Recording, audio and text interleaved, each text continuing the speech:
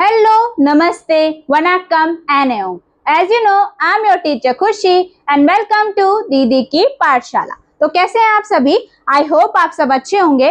तो आज जो हमने चैप्टर 3 शुरू किया था क्लास 12 पॉलिटिकल साइंस का, जिसके 4 पार्ट हो चुके हैं। मैंने कहा था कि इसमें जो सार्क और साफ्टा वाला टॉपिक है इसको मैं अलग से पढ़ाना चाहती हूँ, इसीलिए मैं आज आप लोगों के लिए एक नेक्स्ट पार्ट और लेकर आई हूँ इस वीडियो का, और इसके बाद ये चैप्टर आपका पूरी तरीके से खत्म हो जाएगा। ठीक है, तो पॉलिटिकल साइंस चैप्टर 3 समकालीन दक्षिण एशिया जो हम लोगों ने शुरू किया था।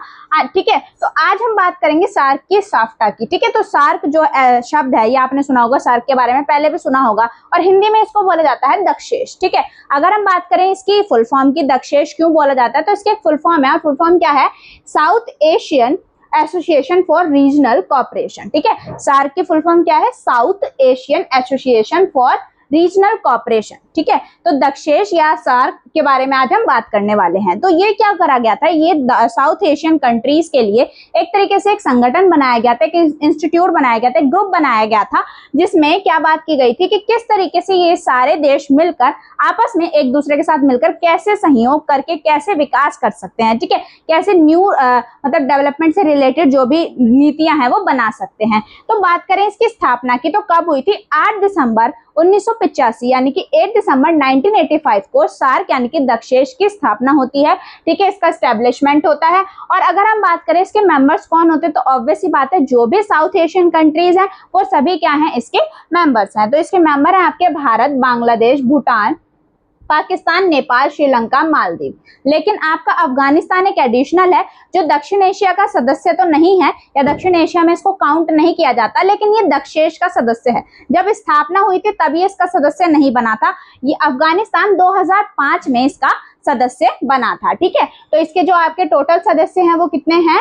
भारत, बांग्लादेश, भूटान, पाकिस्तान, नेपाल, श्रीलंका, मालदीव, अफगानिस्तान को मिलाकर 8 इसके क्या है? सदस्य हैं। ठीक है, कब बना ये? 8 दिसंबर। देखो 8 दिसंबर को बना और 8 ही इसके सदस्य हैं, ऐसे आप याद रखना। ठीक है, 8 दिसंबर 8 सदस्य। और अफगानिस्तान कब जुड़ा इसमें? 2005 में। ये क्वेश्चन आपका 1 मार्क में भी आ जाता है, जो आपके एमसीक्यूज आते हैं कि सार्क में अफगानिस्तान किस वर्ष जो है वो जुड़ा था। तो ये आपको पता होना चाहिए कब जुड़ा वो? 2005 में जुड़ा।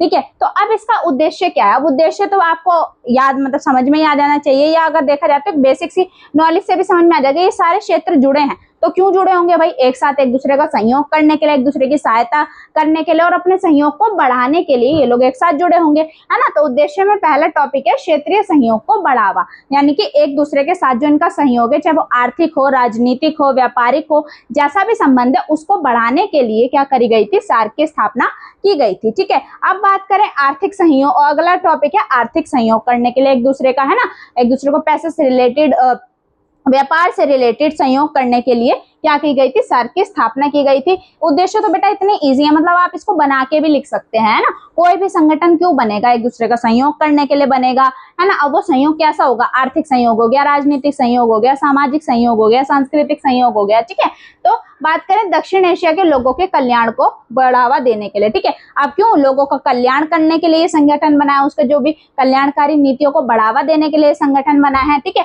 और सांस्कृतिक विकास, ताकि दक्षिण एशिया के सारे देश आपस में मिलकर अपनी संस्कृति को विश्व के अन्य देशों तक पहुंचा सकें, या विश्व फलक पर एक स्थान उनकी संस्कृति को मिले। ठीक है, इसलिए जो है आपके South Asian Association for Regional Cooperation यानी कि सार्क की स्थापना की गई थी। ठीक है, तो क्या? क्षेत्रीय सहयोग को बढ़ाने के लिए, आर्थिक सहयोग को बढ़ाने के लिए, कल्याणकारी नीतियां बनाने के लिए, और साथ ही साथ सांस्कृतिक विकास करने के लिए। ठीक है, अब बात करें इसी के अंदर बनता है आपका साफ्टा। साफ्टा यानी कि दक्षिण एशियाई मुक्त व्यापार क्षेत्र। ठीक है, South Asian free trade area. ठीक है, इसको बोला जाता है। तो अगर हम बात करें दक्षिण एशिया मुक्त व्यापार क्षेत्र, अब देखो इसमें दक्षिण एशिया नहीं भी देखो तो मुक्त व्यापार क्षेत्र, यानी कि इसके नाम से पता चल रहा है फ्री ट्रेड एसोसिएशन है, ये एरिया है। तो ऐसे एसोसिएशन ये थी जो फ्री ट्रेड को प्रमोट करती थी, यानी कि मुक्त व्यापार को के बारे में लोगों को बताती थी, या लोगों को इसकी तरफ आकर्षित करती थी। ठीक है, तो इसके नाम से अब ये कब बना? अब ये तो आपका 1985 में बन गया था सार्क, लेकिन जो साफ्टा है, साफ्टा की स्थापना कब होती है? तो जनवरी 2004 में क्या होता है? इसका 12वां शिखर सम्मेलन होता है। किसका? सार्क का। और सार्क के सारे देश जो है वो इसमें जुड़ते हैं शिखर सम्मेलन में, तो उस समय पर ऐसी बात करी जाती है या ऐसा मतलब साफ्टा से रिलेटेड एक समझौते के पर बात की जाती है 2004 में, और इस समझौते पर हस्ताक्षर भी कर दिए जाते हैं कि भाई ऐसे हमें फ्री ट्रेड एरिया बनाएंगे, ठीक है। इस पर बात करते हैं सारे देश मिलकर, और फिर इस क्या किए जाते हैं, संधि पर या समझौते पर हस्ताक्षर कर लिए जाते हैं। लेकिन हस्ताक्षर करने के बाद ये डायरेक्ट ही प्रभाव में नहीं आया था, ठीक है। थोड़ा टाइम लगता है किसी भी चीज को प्रभाव में आने में, तो ये कब से प्रॉपरली प्रभावी हो गया या कब ये एक तरीके से स्टेप वो हो गया, मतलब एग्जीक्यूट हो गया, तो ये 1 जनवरी 2006 से क्या हो गया, प्रभावी हो गया साफ्टा, और जब से इसने काम करना अपना शुरू कर दिया, ठीक है, फ्री ट्रेड से रिलेटेड। अब बात करें इसके उद्देश्य क्या थे, साफ्टा की स्थापना क्यों की गई थी, तो पहला उद्देश्य तो यही है भाई कि मुक्त व्यापार क्षेत्र बनाना है ना। तो जो भी है व्यापार में एक तरीके से फ्री ट्रेड को प्रमोट करना ही इसका पहला उद्देश्य है, क्या कि मुक्त व्यापार संबंधी बाधाओं को दूर करना, और ठीक है, सबसे पहला कि जो भी फ्री ट्रेड करने में जो भी प्रॉब्लम्स आ रही हैं, जो भी बाधाएं आ रही हैं, उनको खत्म करना, ठीक है, और उनको खत्म कर सारे एरियाज एक साथ कैसे फ्री ट्रेड कर सके, इससे रिलेटेड बातचीत करना साफ्टा का उद्देश्य है। और व्यापार में लगने वाले जो भी सीमा शुल्क हैं, ठीक है, आपको पता है इंपोर्ट एक्सपोर्ट होता है, तो यहाँ से भी कुछ पैसा वहां जाने के लिए लगता है, वहां से भी, तो ये जो टैक्स लगाए जाते हैं, सीमा शुल्क लगाया जाता है जो, ठीक है, उसको टोल टैक्स वगैरह, इसको कम करना इसका उद्देश्य था। क्योंकि अब देखो ये सारी कंट्रीज क्या है, डेवलपिंग कंट्रीज है ना, तो अगर ये आपस में ही एक दूसरे के साथ बिन टैक्स फ्री व्यापार नहीं करेंगी तो इस एरिया को कैसे ऊपर उठाएंगी, ठीक है। तो ये चीज जब उन लोगों के समझ है, मतलब उन लोगों ने सोचा इसके बारे में, तब साफ्टा की स्थापना होती है। अब बात करें तो भारत, और अगर हम बात करें दक्षिण एशिया के देशों की, तो भारत और पाकिस्तान को अगर छोड़ दिया जाए, बाकी सारे देश जो हैं या भारत का बाकी सभी कंट्रीज के साथ क्या है, अच्छा रिलेशन है, मधुर संबंध है, जो हम पहले भी पढ़ चुके हैं ना। कल वाली वीडियो में मैंने आपको भारत के बाकी कंट्रीज के साथ संबंध बताए थे, है ना। तो क्या है, यहाँ पर बाकी सारे एरियाज को छोड़ दिया जाए, सिर्फ मतलब पाकिस्तान को छोड़ दिया जाए, तो बाकी एरियाज के साथ भारत के अच्छे खासे संबंध है, ये आपको देखने को मिलता है, ठीक है। तो अब बात करें इसमें दक्षिण एशिया में भारत की क्या भूमिका है। अब भारत की भूमिका के बारे में हम इसीलिए भी पढ़ रहे हैं क्योंकि भारत इनमें एक बड़ा देश है अगर देखा जाए तो, बाकी नेपाल भूटान वगैरह सब छोटे देश है ना, तो इनमें भारत एक बड़ा देश है, एक डेवलपिंग कंट्री है, और मतलब इस साथ साथ सारे देश ऐसे आजाद हुए हैं, ठीक है। तो भारत की भूमिका क्यों है, भारत की भूमिका इसीलिए भी है क्योंकि दक्षिण एशिया के मध्य में स्थित है भारत, ठीक है। दक्षिण एशिया की जब हम बात करते हैं तो बीचों बीच जो एरिया स्थित है वो है आपका भारत, ठीक है। तो पहला तो यही हो गया कि इसकी स्थिति में कि भारत जो है इसके बीच में स्थित है, ठीक है। दूसरा बात करें कि इसकी भूमिका में क्या, कि छोटे देश जो हैं, इसके जो छोटे देश है, मतलब कि जो आपके सार्क के अंदर, ये दक्षिण एशिया के अंदर जो भी छोटे देश है, जैसे कि नेपाल हो गया, भूटान हो गया, मालदीव हो गया, ठीक है, इन देशों को क्या लगता है कि जो ये साफ्टा बनाया गया है, ये साफ्टा जो है भारत ने अपने प्रॉफिट के लिए बनाया है, ठीक है। अपने प्रॉफिट के लिए क्यों बनाया, उनको लगता है कि ये क्या करता है, साफ्टा की ओट लेकर हमारे बाजारों में सेंध मारना चाहता है, यानी कि ये हमारे बाजारों को गलत मतलब एप्रोप्रिएट तरीके से इस्तेमाल ना कर गलत तरीके से हमारे बाजारों में घुसना चाहता है भारत, ऐसा छोटे देशों का मानना है। इसके अलावा उनको ये भय भी है क्योंकि बड़ा देश है, ऑब्वियस सी बात है, ठीक है, बीचों बीच स्थित है, तो उनको ये सबको भय है कि ये क्या कर रहा है, ये हमारी राजनीति और समाज पर कहीं ना कहीं असर डाल रहा है, ठीक है। तो इसीलिए ये क्या है, उनका भय है। अब बात करें, ये तो हो गई बाकी देशों का क्या मानना है भारत के लिए, लेकिन भारत क्या मानता है, तो भारत का ऐसा मानना है कि वो सभी देशों को लाभ पहुंचाना चाहता है। भारत ने साफ्टा और सार्क की स्थापना इसीलिए मतलब करवाने की कोशिश करी है, क्यों करी, ताकि सारे देशों का लाभ हो सके, है ना। कोई भी अकेला डेवलपमेंट नहीं कर सकता। अब हम अकेले चलेंगे तो थोड़ा सा ज्यादा एफर्ट्स डालने पड़ेंगे, लेकिन सारे कुछ लोग मिलकर एक ही काम को करेंगे तो थोड़े एफर्ट्स कम हो जाते हैं। इसीलिए भारत ने क्या कहा, भारत ने कहा कि भाई सभी देशों को मैं तो लाभ चाहता हूं, तो हम तो लाभ के लिए साफ्टा और सार्क जैसी संस्थाएं बना रहे हैं, ठीक है। तो अब बात करें, और भारत का मानना है कि इस क्षेत्र में मुक्त व्यापार से राजनीति में सहयोग होगा क्योंकि विवाद से बाहरी ताकतों का प्रभाव बढ़ेगा। भारत का यह भी मानना है कि अगर हम आपस में एक दूसरे के साथ मिलकर रहेंगे, मुक्त व्यापार करेंगे, ठीक है, तो क्या होगा, हम तो हम एक दूसरे का सहयोग करेंगे तो हम तो डेवलप होंगे ही, साथ ही साथ बाहरी कोई ताकत भी हम पर अपना कंट्रोल नहीं कर पाएगी, है ना। आपने सुना है ना, घर का बेदी लंका ढाए, जब अपने घर में हमारी बातें नहीं बन रही होती, घर के घर में हम नहीं बनाएंगे तो बाहर वाले तो उस चीज का प्रॉफिट उठाएंगे ही, ठीक है। तो ये चीज भारत अन्य देशों को समझाता है कि हम एक दूसरे के साथ अगर फ्री ट्रेड करेंगे, अच्छे से एक दूसरे के साथ मिलकर रहेंगे, सहयोग करेंगे, तो क्या होगा, हम मतलब हम डेवलप तो होंगे ही, साथ ही साथ हम क्या करेंगे, विवादों को और बाहरी ताकतों से भी के प्रभाव भी हम पर कम हो जाएगा। कोई बाहर से आने से में डरेगा हमारे, है ना, ये इस एरिया में घुसने से कि भाई ये तो सब एक साथ है ना, एकजुट होकर व्यापार कर रहे हैं, एक दूसरे के लिए काम कर रहे हैं।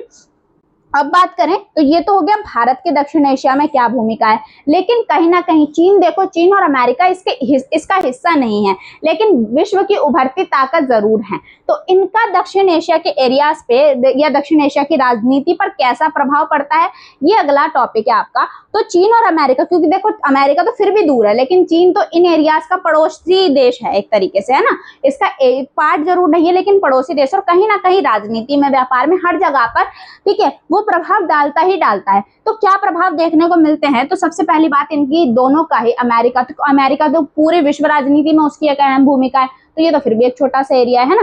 तो क्या है, चीन और अमेरिका का यहाँ की राजनीति में इनकी बहुत ज्यादा अहम भूमिका देखने को मिलती है। इसके बाद अगर हम बात करें, पिछले कुछ वर्षों में भारत और चीन के संबंधों में काफी बेहतरी देखने को मिली है। भारत और चीन संबंध काफी सुधरे हैं पहले के कंपैरिजन में, ठीक है। जब युद्ध हुआ था उसके बाद चीजें सुधरी और अब भारत और चीन अपने संबंध सुधार रहा है लगातार, ठीक है।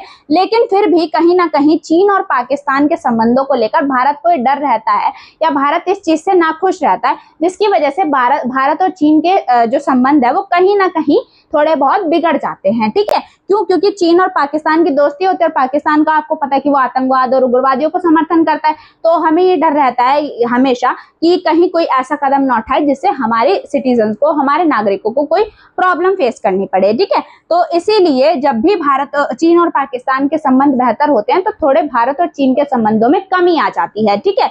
तो बात करें अगला, अब हमारे अमेरिका का अगर हम देखें तो शीत युद्ध के बाद अमेरिका ने भारत और पाकिस्तान के साथ अपने संबंधों को बेहतर करने की कोशिश करी है। और अमेरिका कभी भी, देखो बेटा, कोई काम बिना प्रॉफिट के नहीं करता, ठीक है, उसको भी प्रॉफिट चाहिए। उसका प्रॉफिट यह है कि यहाँ पर क्या है, जनसंख्या बहुत ज्यादा है, यहाँ के लोग जो है एक तरीके से यहाँ पे उनको सस्ती लेबर मिल रही है, संसाधन भी अच्छे खासे हैं, तो इनको कैसे इस्तेमाल कर सकता है वो जानता है इस चीज को, ठीक है। इसीलिए उसने भारत और पाकिस्तान के साथ अपने संबंधों को बेहतर किया शीत युद्ध के बाद, क्योंकि उसको वर्ल्ड पावर बनना है भाई, ठीक है। वर्ल्ड पावर बनने के लिए उसको मतलब डेवलप तो है वो कंट्री ऑलरेडी, लेकिन और बेहतर काम करना पड़ेगा और सारी कंट्रीज को अपने अंदर कहीं ना कहीं लाना पड़ेगा, है ना। इसीलिए उसने भारत और पाकिस्तान के साथ अपने संबंधों को बेहतर करने की कोशिश करी है। साथ ही साथ अगर हम बात करें तो जनसंख्या और बाजार दोनों का आकार यहाँ पर बड़ा है। कहाँ पर? दक्षिण एशिया में, ठीक है। यहाँ पर क्या है, दक्षिण एशिया के एरिया में जनसंख्या भी अच्छी है और बाजार का आकार भी काफी बड़ा है, ठीक है।